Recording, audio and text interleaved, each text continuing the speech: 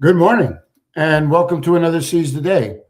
Trust you guys are waking up, feeling refreshed, and ready to begin this new day. Today is Thursday, February the 5th, and we have this opportunity to spend this day together. So I'm grateful for that. Woke up again today, 1 degree, so it can only go up. So we're waiting for this cold streak to break a little bit here in New England. But all good, all good. Just trusting that you guys, like I said, you waking up feeling refreshed and ready to begin this new day. We're in the midst of a study called Clearing the Clutter. It's in a look at the first of the 10 commandments that requires us to make sure that we have no other gods before him. And I'm trying to show various places throughout the scriptures, using some Old Testament and some New Testament, to show how this principle has played itself out. So if you want to catch up with any of the studies, you can get to bethanychurch.com, find all the resources there, past sermons, study guides, leadership guides. And what we're trying to do is do all we can to help people to grow in the grace and knowledge of Jesus. It's our intention always that we would equip and inspire so that we go out and share this great story that God has given to us. Well, we are in Matthew chapter 6, 19 through 24. And yesterday in our small group that we have at church, we spent a lot of time talking about verses 1 through 18, where the challenge in the beginning of chapter 6 is to make sure that you don't do your righteousness before men, rather you should do your righteousness in secret, where your Father sees, and he will reward you. The challenge that Jesus placed before his disciples was found in Matthew chapter 5, verse 20, where he says that he challenged them that their righteousness would exceed the righteousness of their religious leaders of the day. We got into quite a bit of discussion about that yesterday, but today, what I'd like to do is just follow through with this passage as we begin. And I wanted to make sure that as we do that, in your own study, you would get a sense of how all of this is working together. So when you come to chapter 19, this is following the exhortation to be careful not to do your acts of righteousness before men, to be seen by them. If you do, you'll have no reward from your Father in heaven. Jesus is pointing out that you could do the right things for the wrong reasons. You can be generous, you can pray, you can fast, you can engage in all this spiritual discipline, but you're doing it for the applause of men. It has everything to do with a person's motivations. Rather, God is directing us to do the right things for the right reasons. And those reasons are for the applause of heaven. So what follows in 19 through 34, really, it begins with the first 6 verses or so that addresses the issue, I think, that's beneath sometimes the clutter that we bring into our life. There is this divided loyalty that God is trying to make sure that we remove if we are going to find our way forward. So it's always about this singleness of heart. That's what this passage really is all about. And that's why it begins with this idea of treasure.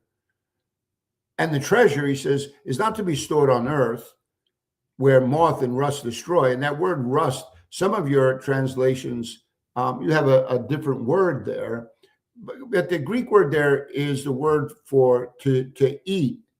So we know how rust can eat away at the very, um, structure of metal. Moth, they come, and I had a beautiful sweater that was given to me for Christmas, and moths came and put a big hole in right over near the shoulder. So it happens. The I think what Jesus is bringing forward here is that these material treasures are subject to the debilitating nature of our creation and to the wiles of human depravity. Nothing is so secure. We see it every day, right? How uh, properties could be stolen, some notorious in the way in which thieves plan and steal. But if anything, it's showing that material wealth is temporal, that you can't take it with you. And then there is the reply to that. Jesus says in verse 20, you have to store up for yourselves treasures in heaven, where moth and rust don't destroy, where thieves will not break in and steal. So you have these spiritual treasure and this earthly treasure, and they are in opposition to one another. It appears from what Jesus is telling us here that heavenly treasure is not subject to the corrosive aspects of creation, nor to the corruptive nature of men. There is a great passage that speaks to this quite directly, actually. And if you were to just turn for a moment to Romans chapter 8, there's a great passage here. It's found in verse 18. And in verse 18, notice what this says here. This is Romans chapter 8 and verse 18. It says, I consider that our present sufferings are not worth comparing with the glory that will be revealed in us. The creation waits in eager expectation for the sons of God to be revealed. For the creation was subjected to frustration, not by its own choice, but by the will of the one who subjected it, in hope that the creation itself will be liberated from its bondage to decay and brought into the glorious freedom of the children of God. And then he goes on to talk about, he says, listen, we know that the whole creation has been groaning, as in the pains of childbirth, right up to the present time.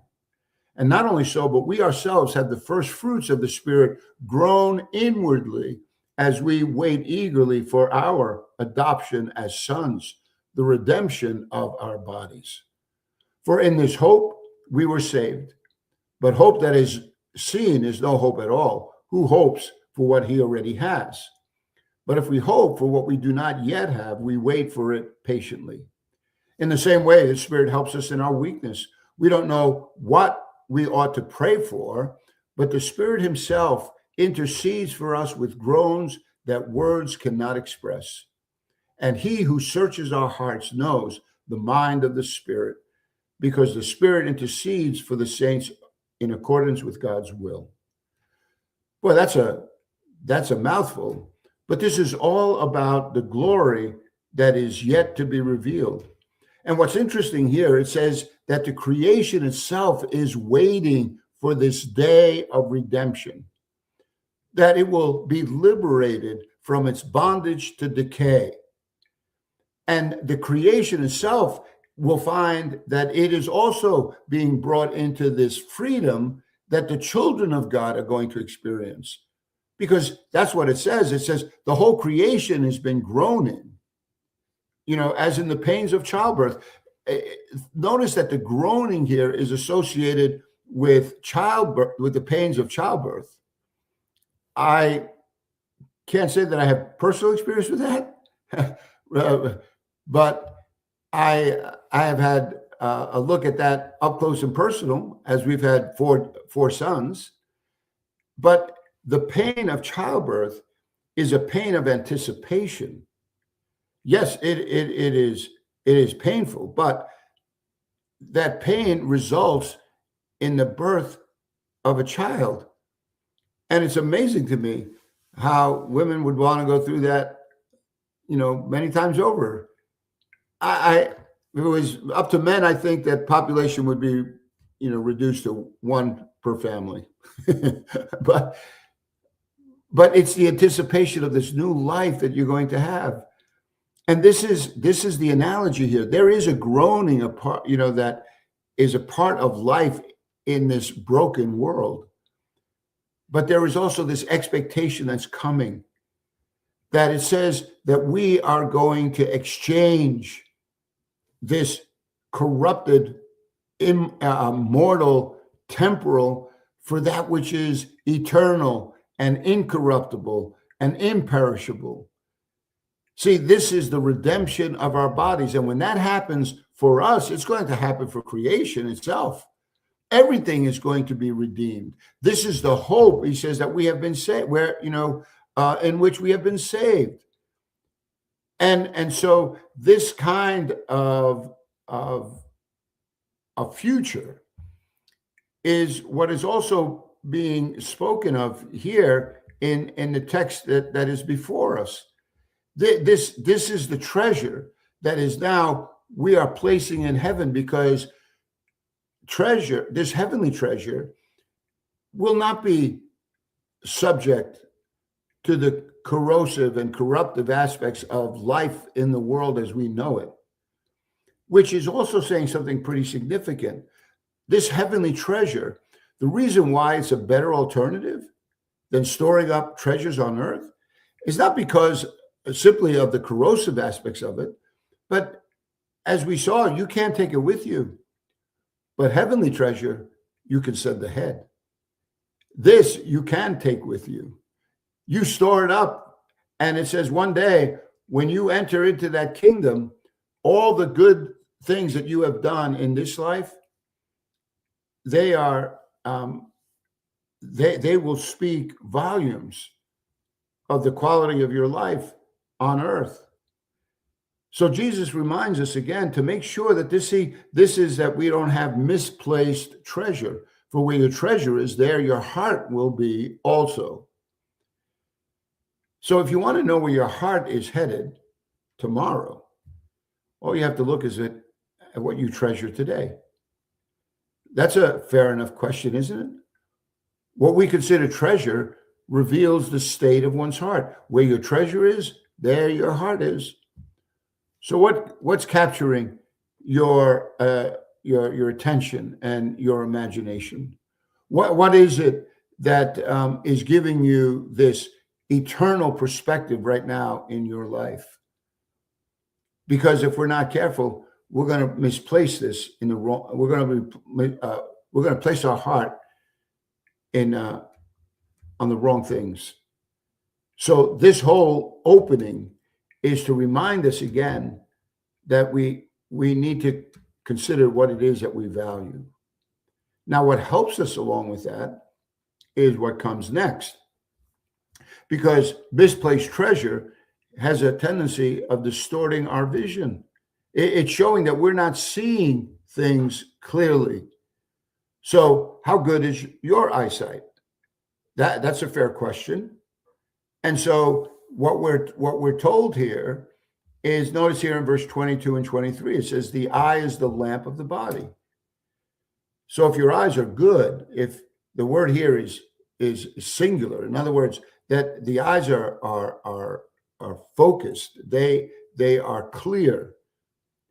So hence the translation good. If your eyes are good, your whole body is going to be full of light.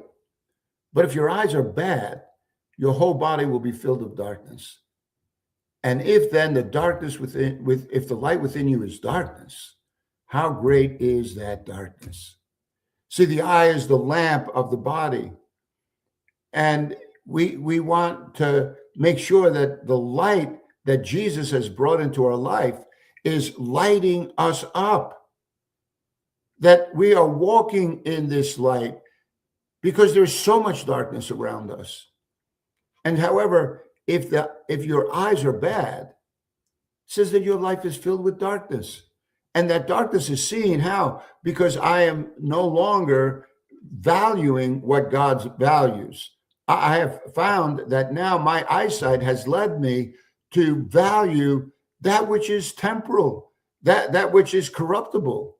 Why would I do that? Why would I give my life in pursuit of something that is not going to enhance my life in this life, nor in the life to come? I buy into a lie that tells me that my life consists in the abundance of my possessions. And listen, I get it. I love that country song that says, money, can't buy happiness, but it could buy you a boat. it can buy you a new house, right? You can buy you a vacation. I get it. There's wonderful things that could be done with resources. But the problem is, because of our nature being the way it is, when is enough enough?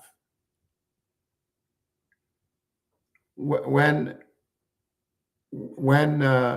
do we ever stop having that propensity to make the unimportant things the most important? See, we have a tendency to do that because Jesus said it just very clearly, because where your treasure is, there your heart will be also. I love teachings like this because of this very thing. I love the fact that because he is calling us into a relationship with himself, he's beginning to fill our minds with all kinds of wisdom. And this wisdom is meant for you and me to find a way to walk through the darkness that is before us. That's what he's asking us to do. He's asking you and me to make certain that in this life we have good eyes, because that's going to determine what we consider to be of value. That's what this whole text is all about. So the question is then, is my lamp on or is my lamp off? The answer to that question is decided by where you place your gaze. Either it's going to be on the applause of men or on the pull of possessions, or it's going to be based on the applause of heaven. And we're going to be putting away eternal treasure. I'm reminded that Jesus taught us that we are the light of the world. And because of that, this light now that dwells within us, he says, we ought to let that light shine, that men may see our good work and glorify our Father who is in heaven. That's what we are to be doing. So this whole transition then, good vision is going to recognize treasure of eternal value. So if you have misplaced treasure, it is an indication that your vision is distorted. And if your vision is distorted, it's going to lead to a divided loyalty. That divided loyalty is seen in verse 24, where he says, no one can serve two masters. Either he will hate the one and love the other, or he will be devoted to one and despise the other. You cannot serve both God and money. We're all servants, every one of us. The only question here is, whom will you serve? Jesus doesn't say that you are in control of your own destiny. I mean, I know that poem Invictus, I am the captive of my own ship. Well, really?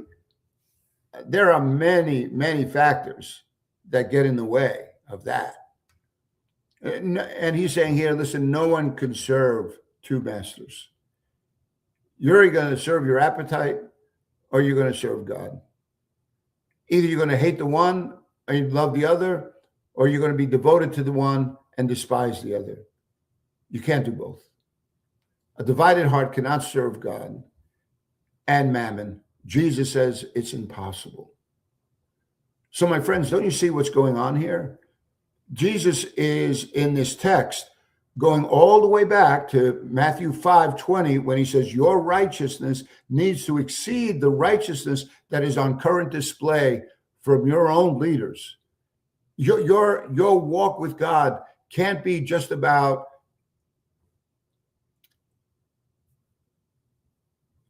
taking care of the outer man. It can't just be a matter of, what's the word I'm looking for here? It's not just about a renovation of the externals. It has to be a renovation of the heart. Because if that doesn't happen, your eyes will never be clear. You'll have divided loyalties. You'll have misplaced treasure. And the darkness will not go away. God is asking us to walk with him in this life. And he promises that he will show us what life in all of its abundance is really meant to look like. So, having just made then this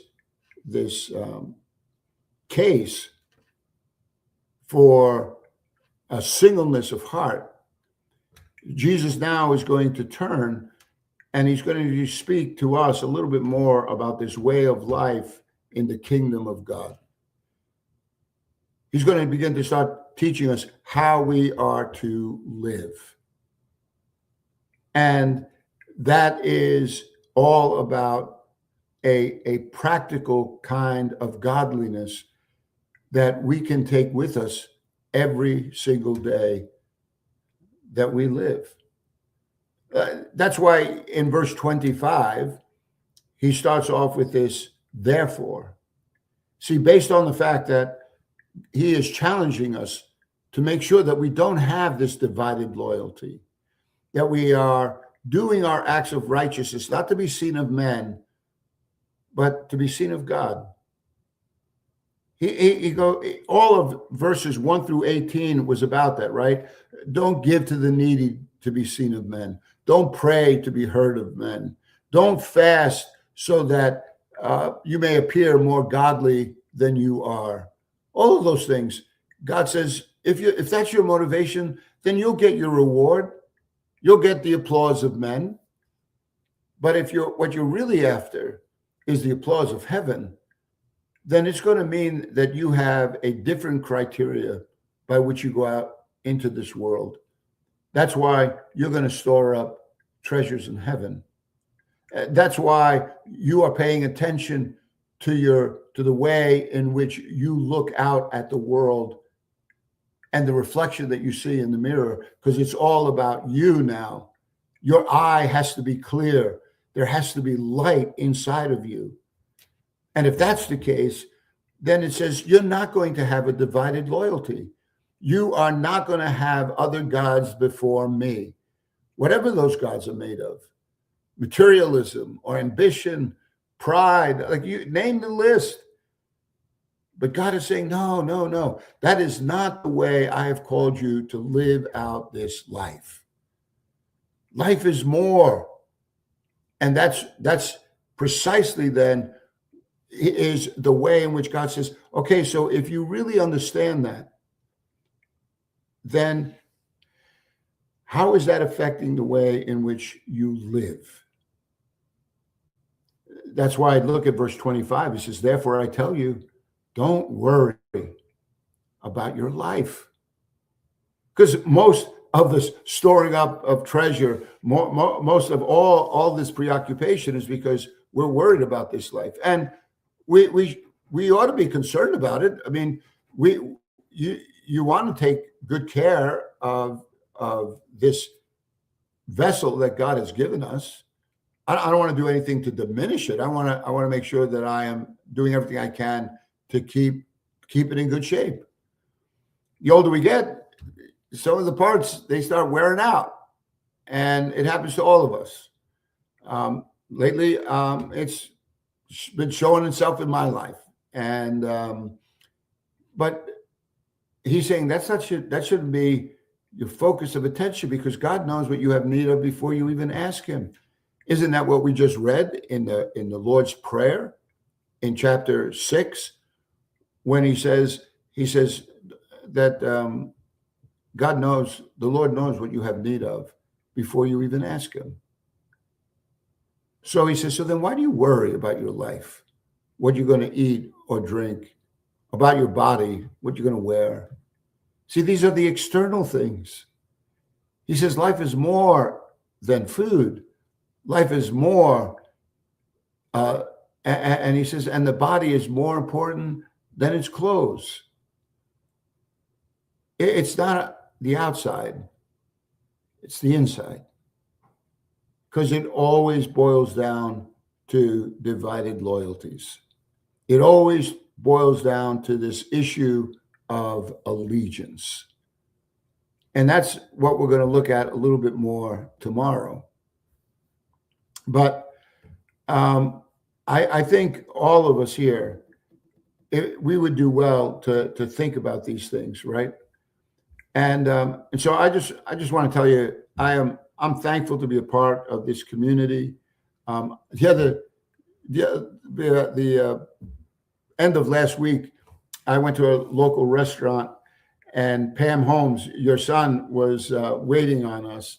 And I didn't know him at the time, but we were sitting down having dinner, and he said, hey, my mom, he called me by name. He says, hey, Pastor Bruce. And I was kind of surprised. And he told me his name, and he says, yeah, my mom. And I just thought, this community, it's involving so many of us. We get to demonstrate to people something of the goodness of who God is by the way in which we're living. And so I just want you to know, I really appreciate this community. I am thankful for it. And I just pray that God continues to use us in this fashion. So my friends, you go out, seize the day, and never forget that God is good all the time. And Lord willing, we'll spend some more time again tomorrow. God bless you, my friends.